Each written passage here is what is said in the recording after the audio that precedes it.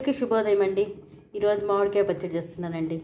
ఇట్లా చిల్లుల గెరిట మీద మామిడికాయ, ఉల్లిపాయ, తెల్లగడ్డ పెట్టి బాగా కాల్చుకోవాలండి.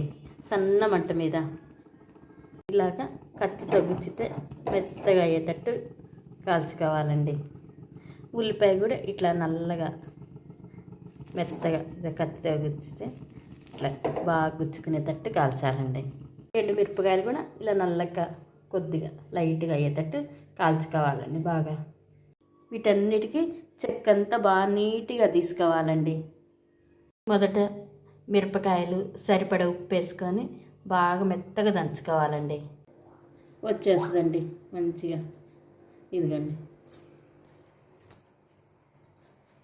ఇప్పుడు రోట్లో ఉల్లిపాయ, తెల్లగడ్డ, మామిడికాయ, మిరపకాయలు అన్నీ బాగా మెత్తగా దంచుకోవాలండి. బెల్లం వేసి దంచాలండి మెత్తగా.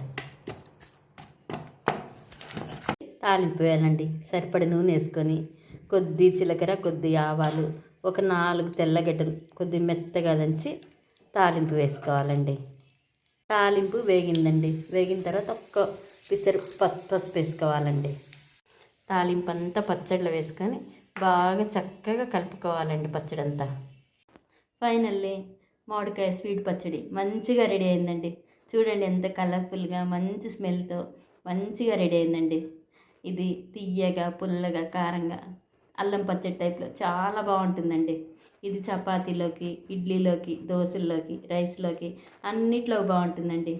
ఇది అన్ని వయసుల వాళ్ళు మంచిగా ఇష్టపడతారండి. ఇది ప్రెగ్నెన్సీ లేడీస్ చాలా ఇష్టంగా తింటారండి. ఇప్పుడు మామిడికాయల సీజన్ కాబట్టి మంచిగా మీరు తయారు చేసుకోవచ్చండి. ఇలాంటి పచ్చడి మీకు కూడా మంచిగా తయారు చేసుకోవాలనిపిస్తుంది కదండి. అయితే వెంటనే రెడీ చేసుకోండి.